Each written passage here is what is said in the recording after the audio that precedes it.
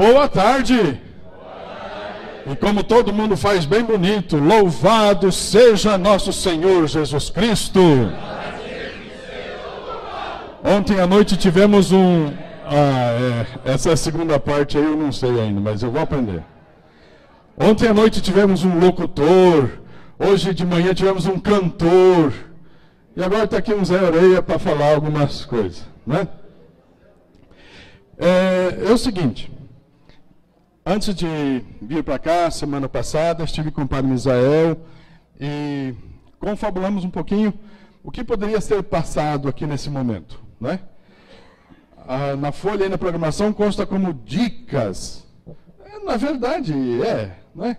Mas eu gostaria de também fazer uma recordação, uma memória do que nós fazemos aqui. Não é só a Sociedade São Vicente de Paulo, né? É a família vicentina que faz. Por isso está aqui. A família vicentina, mundo afora. A família vicentina aqui no Brasil. E nós temos hoje uma longa caminhada. E que, de repente, poucos já ouviram falar ou acompanharam. Ou quem ouviu, vai ouvir de novo. Porque essas coisas não se pode perder, né?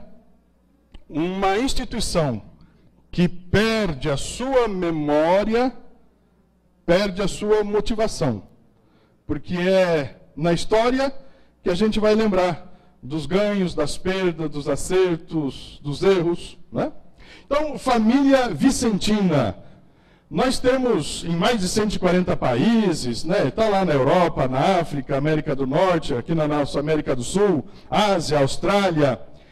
São mais de 170 ramos, mundo afora. Se calcula aí mais de 2 milhões de pessoas, né, envolvidas nessa espiritualidade vicentina.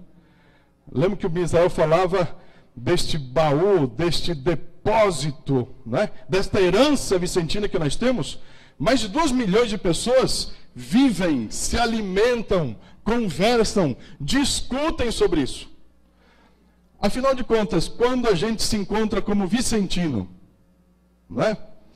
Seja até para ir lá comer uma pizza, visitar na casa de um outro confrade, consórcia, o que acontece nessa conversa se não começar a falar sobre Sociedade São Vicente de Paulo, falar sobre o nosso trabalho, as coisas boas e ruins? Não é assim? Então nós vivemos diariamente, né, a família vicentina. E no Brasil, um pouco mais de 20 ramos, né? Então não são tantos anos assim aqui no Brasil. E o Brasil tem aquela história, está aí esparramado, né? Disperso pelo Brasil afora. Lá no sul de Minas, por exemplo, sou o único padre vicentino, né?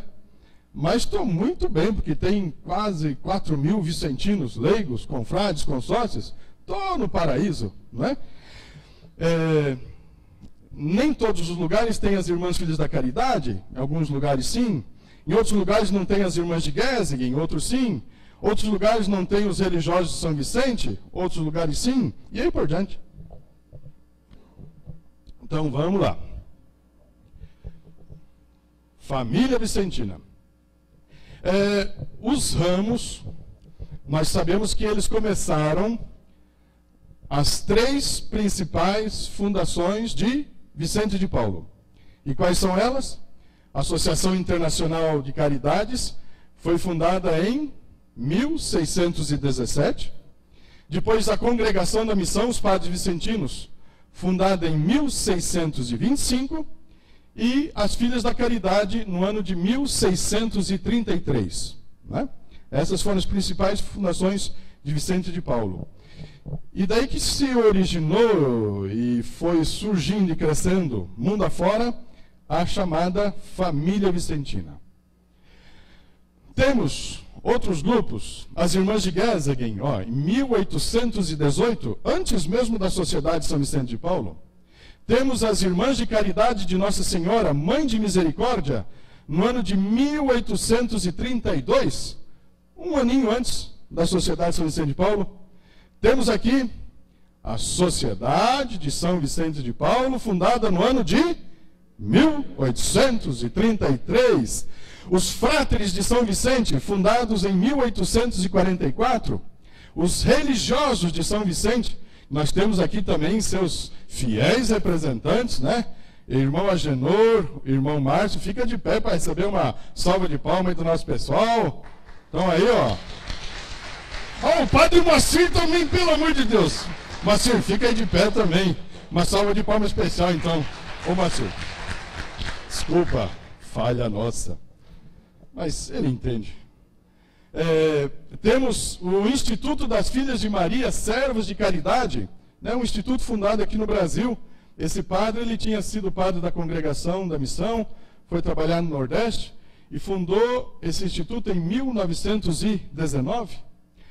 Temos os Missionários Seculares Vicentinos, o MISEV, fundado em 1987.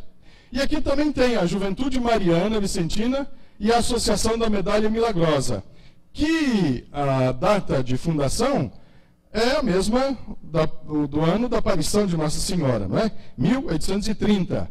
É claro que a organização, como ela está constituída hoje, aconteceu mais tarde. Mas vamos contar como data fundacional o ano de 1830. Pois bem, família vicentina.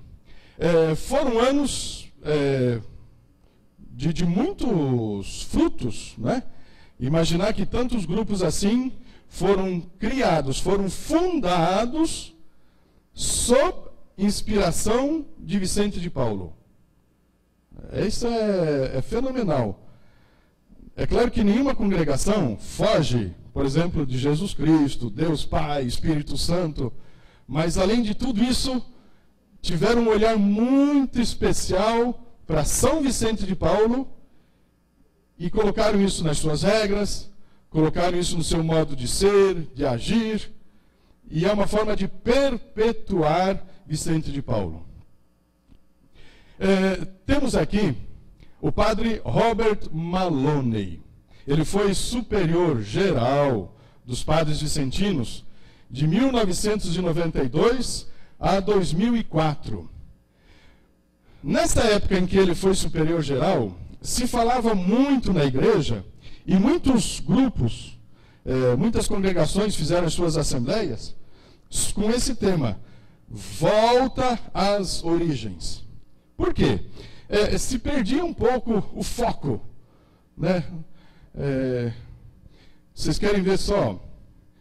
Isso é uma coisa que aconteceu mais próximo lá da época de Vicente de Paulo, mas mostra quanto que morre o fundador, dificilmente os que seguem, eles continuam com o mesmo foco.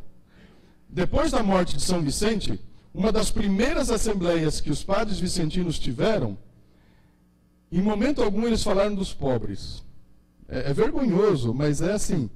E um dos grandes temas discutidos na assembleia foi se podia usar cachimbo ou não, numa congregação religiosa, né? A história mostra. Nessa época do padre Maloney, é claro que não aconteciam esses absurdos, mas as congregações religiosas, num todo, era uma tendência voltar às origens, para ser mais fiel aos seus fundadores, não é? Então, o padre Maloney também provocou essa discussão, e nessa reflexão, ele teve essa feliz intuição de articular a família vicentina, não é? Então, se nós temos o que temos hoje, devemos muito a ele. Ele conseguiu reunir, fomentar, motivar para que a família vicentina estivesse reunida. E ele também incentivou a formação da Comissão Internacional para Mudança Sistêmica, ou mudança de estruturas. Então, tudo isso que nós estamos falando nesse encontro de hoje, já falamos em outras ocasiões sobre mudança de estrutura, o padre Maloney tem muito do seu dedo, das suas ideias, a sua motivação, né? Em 2006 foi criada essa comissão para promover essa mudança de estruturas. E aqui vem essa frase, né, que serviu como parâmetro e referência para eles. Vamos ler juntos?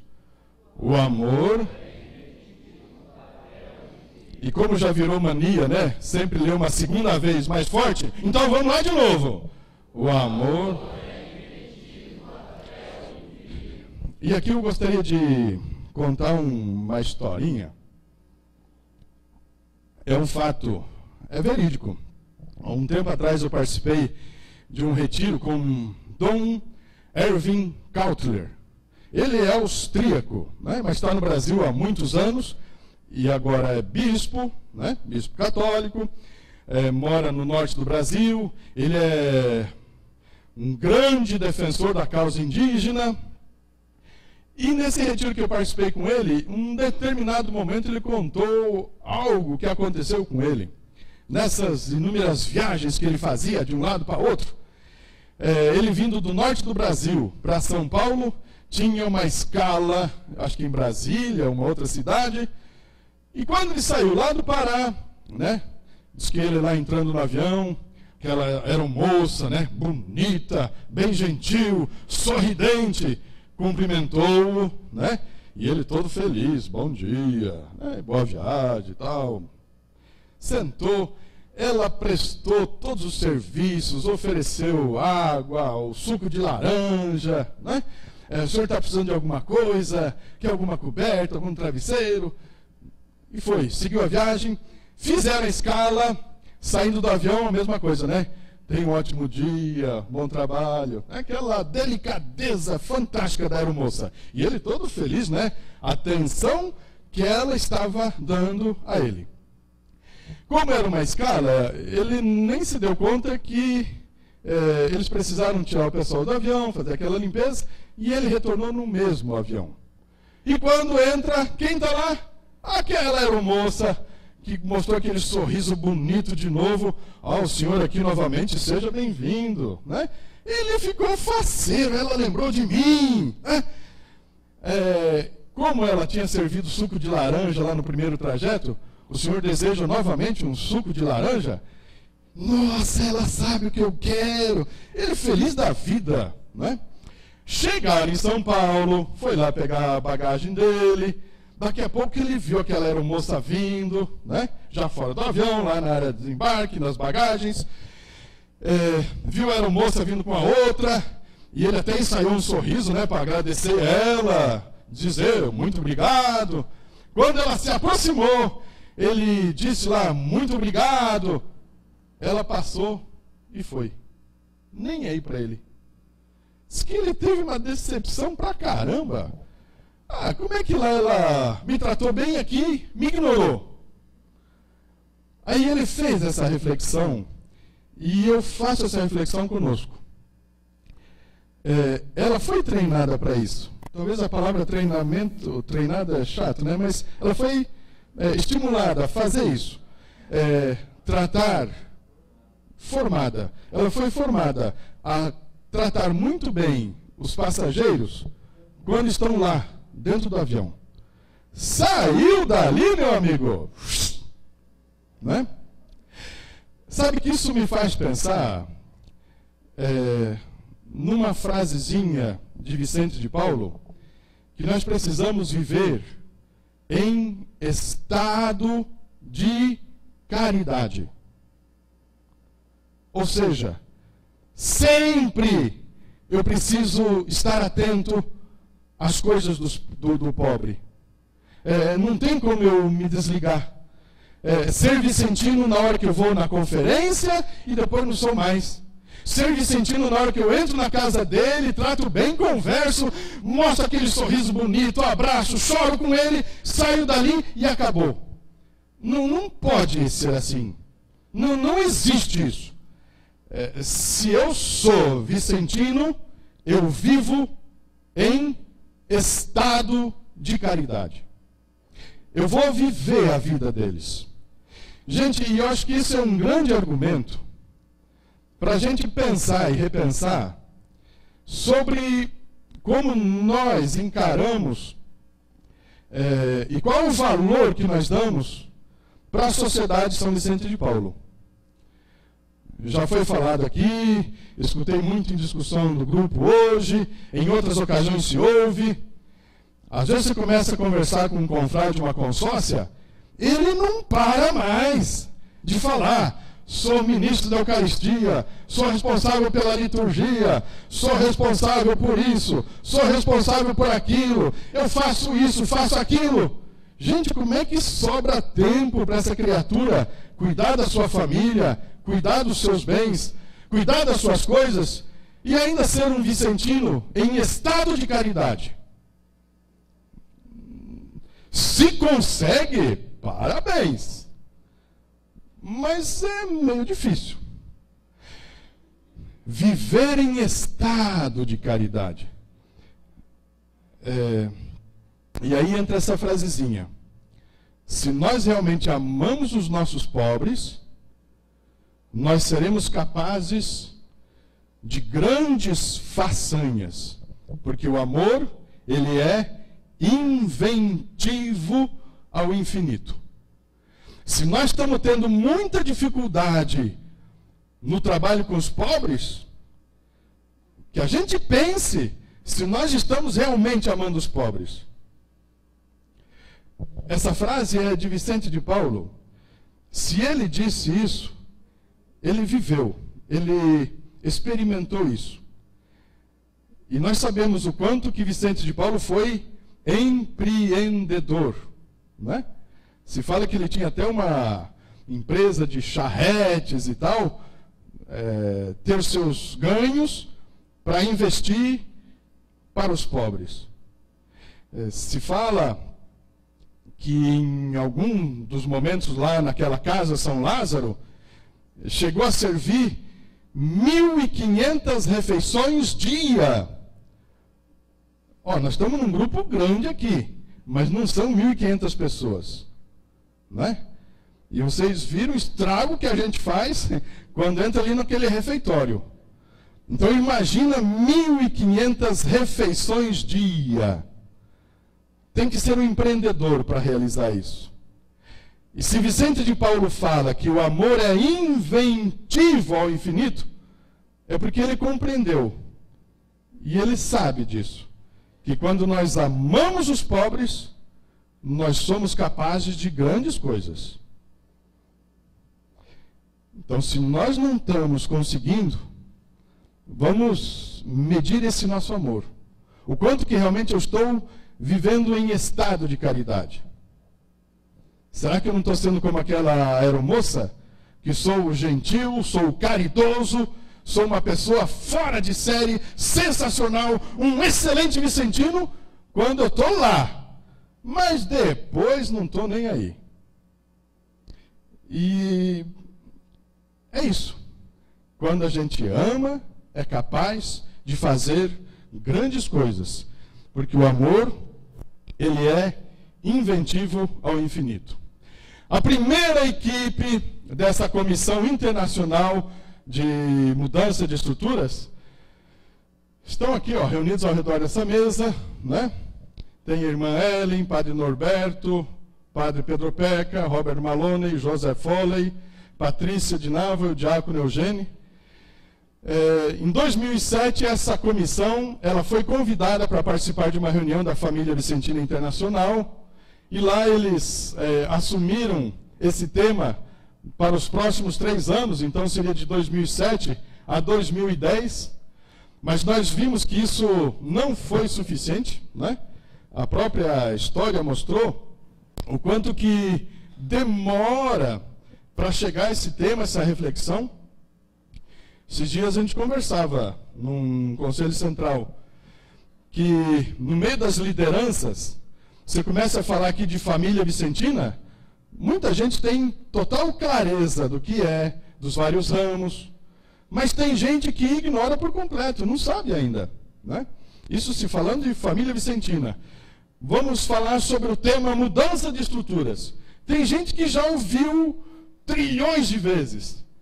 Tem confrade, tem consórcia, que ainda não ouviu, não é? Nem faz ideia do que seja esse tema. Então, precisamos continuar teimando, falando, refletindo, para que esse tema realmente chegue. Esse primeiro grupo, eles fizeram esse livrinho, Sementes de Esperança, onde que consta aqui dentro histórias de mudanças de estruturas, não é? São histórias de sucesso, histórias de êxito, que aconteceram por aí mundo afora, e que certamente a maioria de vocês já leu, já conhece, não é? E que serviu como uma motivação para mostrar para nós que é possível, sim, mudar a vida dos pobres, não é? O confrade Moacir falava aqui há pouco, no nosso grupo, que ele foi visitar uma conferência e ele falou, eu estou para não acreditar, tomara que não seja verdade, mas eles estavam comemorando 25 anos de uma família assistida. Que triste, né? É ruim quando essas coisas acontecem. Por quê? Não houve esforço para tirar aquela família da situação de pobreza, né? Então, nós não estamos amando os pobres o suficiente a tal ponto de tirá-los da pobreza. Nós estamos sendo verdadeiros inimigos na vida dos pobres, para que eles permaneçam na pobreza, para que a gente leve comida para eles e para que a nossa consciência fique tranquila que eu estou fazendo alguma coisa pelos pobres. Mas os pobres continuam na pobreza. Esta é a equipe atual. Vocês conhecem alguém aí desse grupo ou não? É uma equipe da comissão internacional, né, da mudança de estruturas. Nós temos um digno representante, né, do Brasil, que é o padre Misael. Está lá fazendo parte desse grupo, né? E vocês sabem que, modesto do jeito que ele é, né, quietinho do jeito que ele é, aquela palestra que ele comentou, que vai fazer sobre os modelos da igreja, ele vai fazer lá para esse pessoal. Vai botar fogo, né? Botar fogo, não. Botar fogo. Por falar em botar fogo, eu lembrei do Kaique. E o Kaique, ele pediu para entregar um abraço para os confrades e um beijo para as consórcias, tá? Então, as consórcias que quiserem receber um beijo, pode vir aqui depois da palestra que a gente entrega, tá? E os abraços, quem quiser receber, o Misael estará entregando lá no final do... Certo, então tá bom. A organização da família Vicentina está assim hoje. Então temos a FAMVIM, né, Família Vicentina Internacional. Temos essa comissão internacional para mudança de estruturas, da qual o padre Misael faz parte. Temos a família Vicentina latino-americana e a família Vicentina no Brasil. Então são essas digamos assim, as entidades que nos representam, né? Seguindo, a família Vicentina no Brasil, ela teve o seu... Aqui tem o endereço da família Vicentina no Brasil, fica lá no bairro da Consolação, junto à sede, né, do Conselho Metropolitano de São Paulo. É um andar, é uma sala que foi gentilmente cedida pelo Conselho Metropolitano de São Paulo, para que a família Vicentina no Brasil pudesse ter lá, guardar o seu material histórico, enfim, né? Memória desses encontros nacionais. Não sei se alguém já participou de algum. Alguém já participou de algum encontro da família Vicentina do Brasil? Levanta o braço, fazendo favor. Não são muitos, né? São poucos. Então, acho que vale a pena até mostrar aqui esse histórico. O começo, o embrião, a ideia, né? Veja só onde que foi. Lá na cidade de Curitiba, no ano de 1978. Primeira proposta de articulação da família Vicentina no Brasil, né? Foi interessante porque se reuniu, se falou, se discutiu, mas ficou em banho-maria, né? 1978. Quando é que vai acontecer o primeiro encontro? 1980. 98, ou seja, 20 anos depois. E 20 anos é tempo pra caramba, né? O primeiro encontro aconteceu em Belém, com o tema Família Vicentina do Brasil. Eu vou falando agora os encontros lá em cima, e vocês vão falando o tema, tá? Para vocês não dormir muito, só para dormir pouco. Então eu falo o encontro e falo o ano, e vocês falam o tema. E onde que não tiver tema, vocês inventam um aí, tá? Vamos lá. Segundo Encontro Nacional, 1999, Ano da Caridade. O tema? Eu acho que eu participei desse aqui. Foi na Casa das Irmãs, né? Como é que se chama aquele? Savassi, é isso? É. O confrade Willer, ainda que era o presidente do Conselho Nacional do Brasil. Tá? Terceiro Encontro Nacional, ano de 2000, em Pindamonhangaba. O objetivo geral? Botar animação, tentar animar esse povo. O quarto encontro foi no ano 2001, vocês estão vendo que é um ano seguidinho do outro. E o tema? O quinto encontro foi no ano de 2002, com o tema...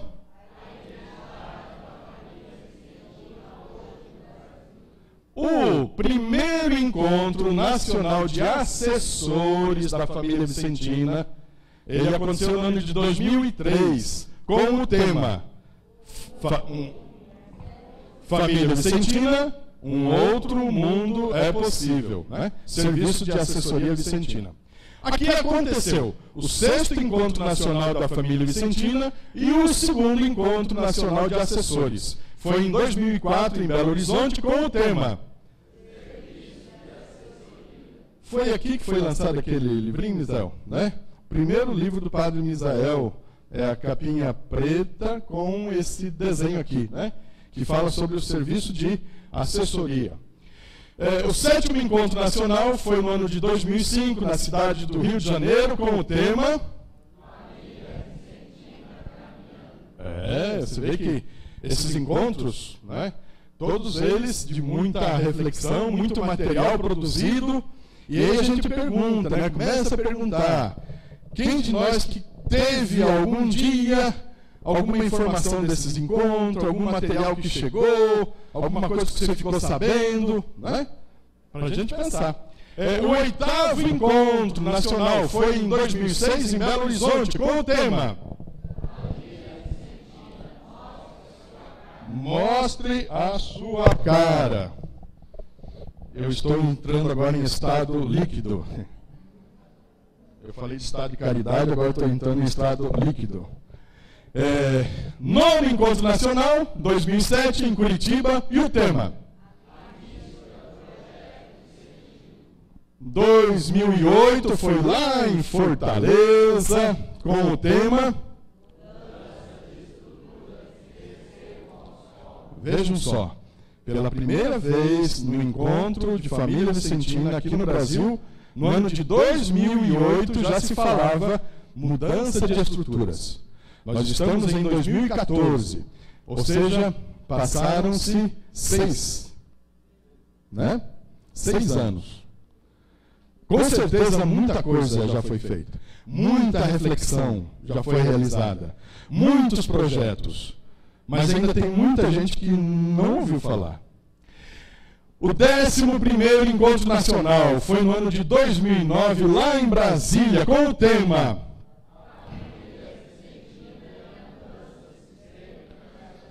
E esse foi um dos melhores encontros que já teve. Por quê?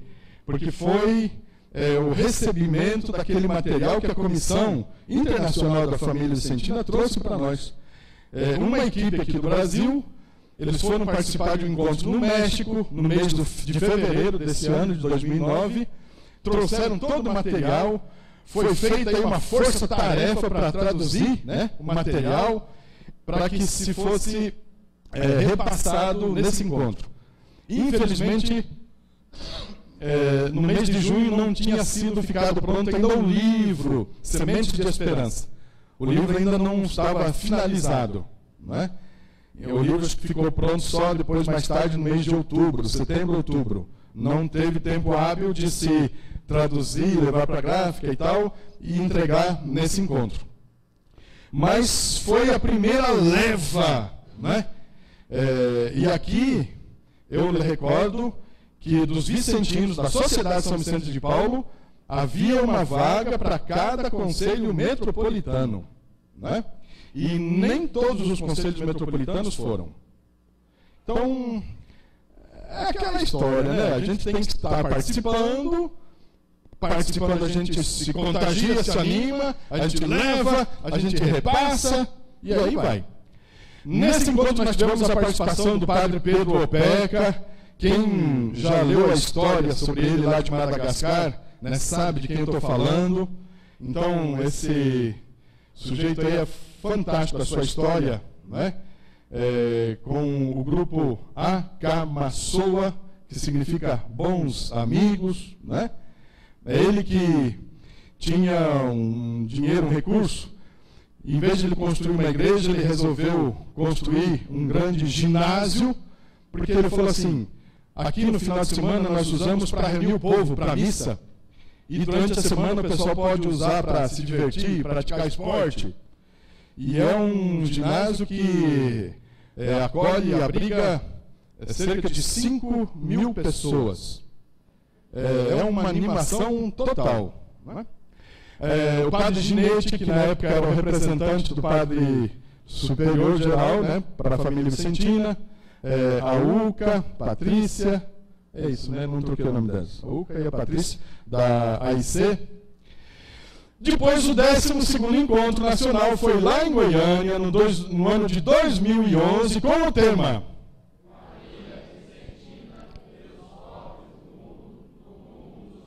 e com aquela perguntinha, né, bonita: que queres que eu te faça? Né? Quando nós estamos junto aos pobres. O 13º encontro foi este ano, ano de 2014, lá em Jaboatão dos Guararapes, com o tema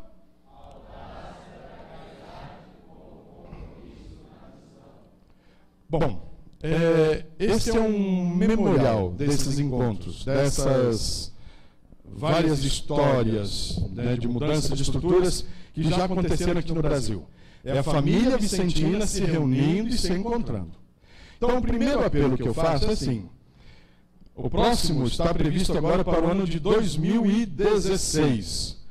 Ficou conversado lá em Jaboatão dos Guararapes que ele irá acontecer na cidade de Jundiaí, São Paulo. Tá? Portanto, é próximo, né, para todos nós. Então, desde já, vamos pensar aí os centrais, metropolitanos, né, o nosso envolvimento, nossa participação, porque é uma forma de nós discutirmos, aprendermos. Nós temos esse nosso representante lá na Comissão Internacional, que vive nos trazendo material e assuntos. Né? Então, acho que vale a pena nós darmos continuidade nesse trabalho de família vicentina no Brasil. Gente, essa imagem aqui é uma imagem que quer representar uma cena bíblica. Alguém arriscaria algum palpite? Pode falar alto mesmo ainda, porque eu estou meio surdo do lado esquerdo e direito. Alguém falou aí qualquer coisa do Jacó? Poço Jacó. Samaritana. E aquele sujeito que a gente não vê a cara dele é Jesus. 10 do Senhor, isso mesmo. Jesus e a mulher samaritana. Bom, eu tenho que agradecer ao Conselho Central de São José dos Campos, porque nesse ano eu fui convidado para fazer uma reflexão com eles lá no Rebanhão da Caridade, né? Cadê o Cláudio? Aí, Cláudio, né? O confrade Cláudio, que é o presidente lá do Conselho Central. E ele me colocou assim como sugestão, e seria o tema, Jesus e a mulher samaritana.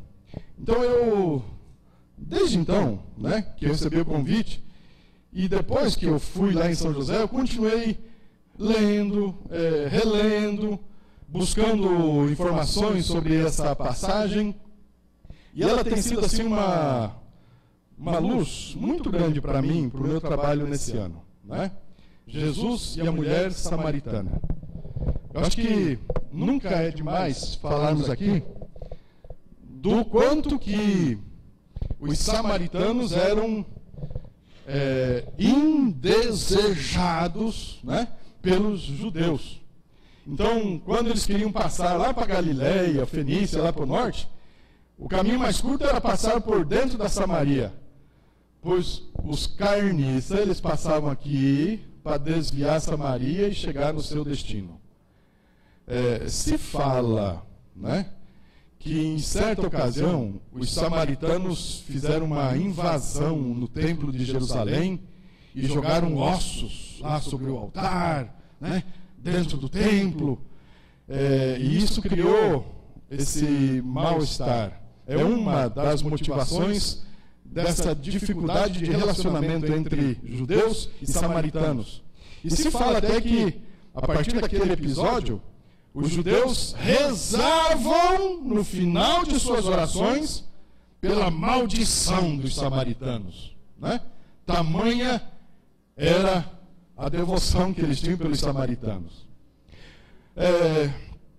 Então era impensável, né, um judeu fazer uma cortesia para um samaritano.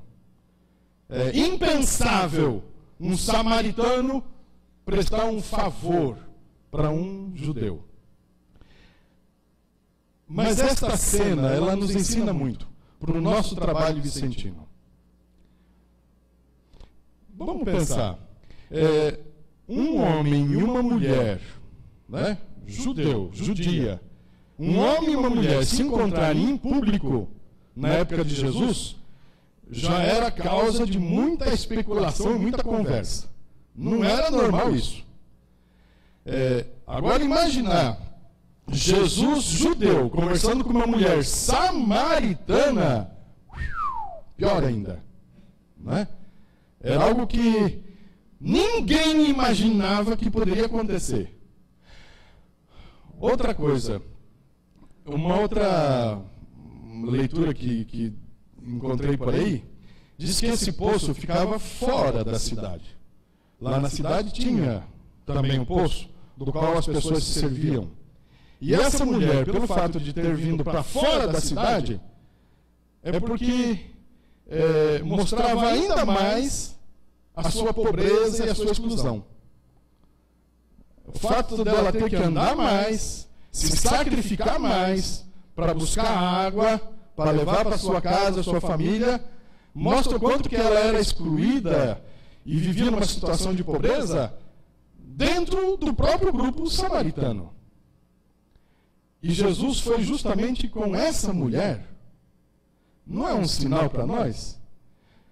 Aquilo que Vicente de Paulo falava e Osanã falava, de nós irmos aos mais pobres entre os pobres.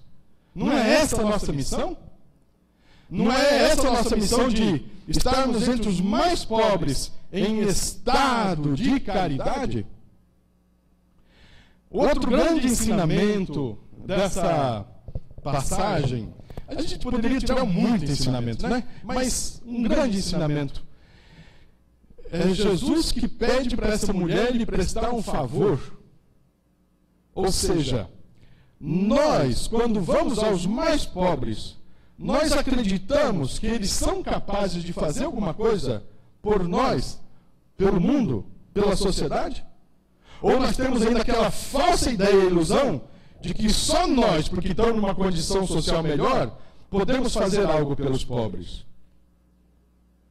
Os pobres são capazes, sim, de fazerem grandes coisas.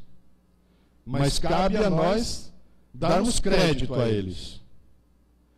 Um outro grande ensinamento dessa passagem, Jesus foi ali E nós não temos assim nenhum sermão de Jesus à mulher samaritana. Geralmente a gente encontra diálogo de Jesus com a mulher samaritana. Ou seja, Jesus falou e ouviu. Dias atrás, quando eu falo dias atrás, não significa assim, dias atrás, né? Pode significar 5 anos atrás, 3 anos, 2 meses, alguns dias atrás, né? Um certo tempo. Mas dias atrás, eu, acompanhado de uma consórcia, fui visitar algumas famílias assistidas da conferência. Aquela criatura, aquela consórcia, não parava de falar. Era uma matraca. Nós chegamos na casa da assistida, ela foi falando: ó, padre, essa mulher tem esse filho, esse filho aqui no estudo, olha só, ele podia estar trabalhando. Ela foi descrevendo e falando sobre a vida das pessoas. E eu me senti mal. Eu me senti muito mal. Porque eu vi aquele olhar de tristeza daquelas pessoas, né? A mãe de família, principalmente, aquele ar de tristeza, porque aquela mulher tinha levado um padre para dentro da casa dela e estava falando todos podres dela. Sabe o que a dona da casa fez? Ela largou a mulher falando para mim e foi lavar a roupa lá fora. Ela fez bem. Nenhum estava aguentando aquela fala. Quando aconteceu isso, rapidamente cortei aquela mulher lá, fomos lá fora tentar consertar o estrago feito, que já foi tarde. A hora que saímos daquela família, eu falei: consórcia, pelo amor de Deus, na próxima casa, você só escute. Eu que estou visitando, você faça a tua visita outra hora. Hoje sou eu que estou visitando. Eu que quero conversar com eles. Gente, nós não somos capazes de ouvir, né? Eu sempre conto aquele episódio, né? O nosso casalzinho lá de Varginha, né? Dona Geni e Geraldinho, Gerardinho que a gente chamava, né? O Geraldinho, agora eles estão lá com a família deles lá em Cambuquira, né? Mas quando eles estavam morando ali em Varginha, até perto da casa onde eu moro, perto da Vera dos Santos, seguidas vezes eu ia lá. E toda vez que eu entrava lá, eles sabiam que eu era padre. Padre, você abençoa a nossa casa? Claro, sem problema. Aí fazia a bênção, e o seu Gerardinho: ó, padre, eu quero falar para o senhor umas orações que eu aprendi quando eu era criança. E ele começava aquele jeitinho, né? Pai nosso que está no céu, santificado seja o vosso nome. Eu falei: meu Deus, dá-me paciência, porque uma hora ele termina o Pai Nosso, né? Ele terminava o Pai Nosso e: padre, agora outra oração. Quem Deus Pai Todo-Poderoso, o creio. Imagina! E tinha que ouvir, gente. Tinha que escutar, né? E cantava E uma outra ocasião, por sinal, a Geni, ela gostava de manguaçá, né? E a Vera tinha passado ali e chamado a atenção, né, da Geni. Geni, se para com isso, senão eu vou chamar o padre. Eu não sei se ela falou bem isso, mas é quase isso. E eu, sem saber da história, uns 15 minutos depois eu cheguei lá. Eu estava de carro, porque eu estava passando lá pela cidade, estacionei ali. Ela na janela, quando ela me viu: não, pode ir embora, padre, não quero ser aqui não, pode ir embora. Eu não entendi nada. Depois, conversando com a Vera, que eu descobri, né? Mas naquele dia eu escutei, eu ouvi que ela não queria que eu estivesse ali, né? E eu fui embora. Adianta teimar? Não. Nós precisamos aprender a ouvir, termos paciência. Se você não tiver tempo para fazer uma visita, porque você tem outros compromissos, é melhor você não ir do que fazer uma visita mal feita. Tá? Ou peça lá para o outro confrade, consórcia: vai lá no meu lugar que hoje eu não estou bem. Gente, quando nós saímos de casa para fazer uma visita para os nossos assistidos, é como se eu fosse fazer uma visita para aquele melhor amigo, aquela melhor amiga que eu tenho e que eu gosto de visitar. É assim que nós devemos nos comportar.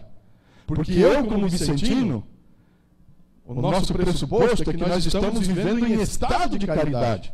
E que eu quero cuidar deles, tratar deles da melhor forma possível.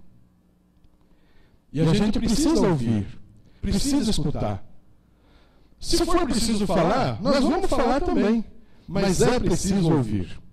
Agora, é duro quando a gente visita alguns lugares e circunstâncias e que ouve assim: padre, nós temos aqui conferência que não visitam os assistidos, que não visitam os pobres. Que raio de conferência é essa? Não é? O que se espera de um grupo de pessoas dessa? Vai catar coquinho lá no banhado, né? Tá fora do foco, tá fora do compromisso, tá fora do objetivo. Não adianta termos pessoas assim que não vivam o carisma e a espiritualidade tão rica de Vicente Frederico Ozanam. Ou a gente faz bem feito ou não faz. Eu comentava dias atrás, se Jesus entrasse por aquela sala, aquela porta, né? Chegasse aqui na frente, qual seria a nossa reação? E que alguém chegasse: esse é Jesus verdadeiro que está aqui no nosso meio. Eu, no mínimo, eu queria chegar perto e botar a mão nas costas dele, cumprimentar. Se pudesse dar um abraço, então, acho que seria bom demais, né? Abraçar o próprio Jesus. Gente, seria maravilhoso. Bom, não é isso que a gente pode fazer toda semana? Ou a gente acredita nisso ou não. A gente não pode fazer isso toda semana quando a gente vai junto aos nossos assistidos? Se nós acreditamos verdadeiramente que Jesus está presente nos pobres, qual é a força do nosso abraço? Qual é a intensidade da nossa alegria quando nós estamos indo lá na casa deles? Não tem que ser um negócio para valer? Ou a gente acredita e vive isso, ou vamos largar a mão. Ou a gente concentra nossas energias, nossa vida, o nosso amor aos pobres. E a partir desse amor ele será capaz de grandes coisas, inventivo ao infinito, ou a gente larga a mão. Não é? E é simples, é fácil. É você dedicar esse amor a eles. Se você realmente acredita, viva isso. E não precisa fazer grandes coisas. As grandes coisas irão acontecendo por acréscimo. Porque quando a gente ouve os pobres, quando a gente sabe de sua vida e de sua história, quando nós estamos vivendo um estado de caridade, as respostas virão. Lá o problema central é um emprego. Esse emprego vai aparecer. Lá o problema é o mundo das drogas. Nós vamos encontrar solução e resposta para isso. Não é? Ou seja, precisamos viver de corpo e alma nesse nosso serviço aos mais pobres. Falando ainda aqui desse bom samaritano, só para descontrair um pouquinho, né? Isso aqui agora é só mais tranquilão. Tinha um casalzinho de noivos que estava previsto já o casamento, né? E eles tinham um padre que era muito amigo deles. Esse padre tinha se mudado lá da cidade, mas mesmo assim eles telefonaram: Ô padre Moacir, você não pode Valeu. Terminou o tempo e não para esse negócio aqui. Licença, meu Deus do céu. Aí. Não, é o tempo aqui, para terminar de falar. Padre Macir, o senhor não pode vir fazer o casamento? Oh, meus filhos, não posso, eu estou em outra cidade. Mas o padre que está aí é bom, ele vai fazer um casamento bonito, fiquem tranquilos. Ah, padre, que pena, mas mesmo assim nós vamos mandar um convite para o senhor, tá bom? Tá bom, eu estarei aqui aguardando. E eles mandaram esse convite para o padre, né? E o padre, gentilmente, mandou um cartão. Aí, meu camarada. Obrigado, Rogério. Deus que ajude, viu? Tião, não precisa trazer porque eu já... Tião sumiu. Tião... Não, mas eu... Tá bom.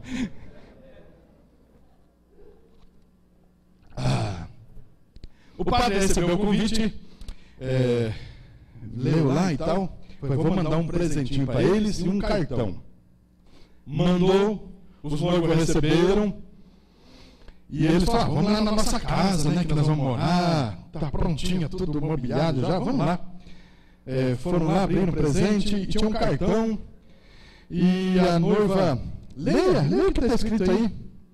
Aí o noivo falou... ele escreveu umas palavras bonitas aqui, mas tem uma passagem bíblica. Então pega a Bíblia, leia para nós. Só que o Zé Oreia do noivo, ele não conhecia muito de Bíblia, não. Ele sabia, mas tinha umas dificuldades, né? E o texto era a primeira carta de João, capítulo 4, versículo 16. E é uma passagem muito bonita, por sinal. Fala que... quem permanece no amor, Deus permanece nele. E aí por diante, né? É uma passagem muito, muito bonita, muito apropriada até para um casamento. Mas o Zé Oreia do noivo, em vez de pegar a primeira carta de João 4,16, pegou Evangelho de João 4,16, que é aqui, né? Mulher samaritana. E aí ele começou a ler.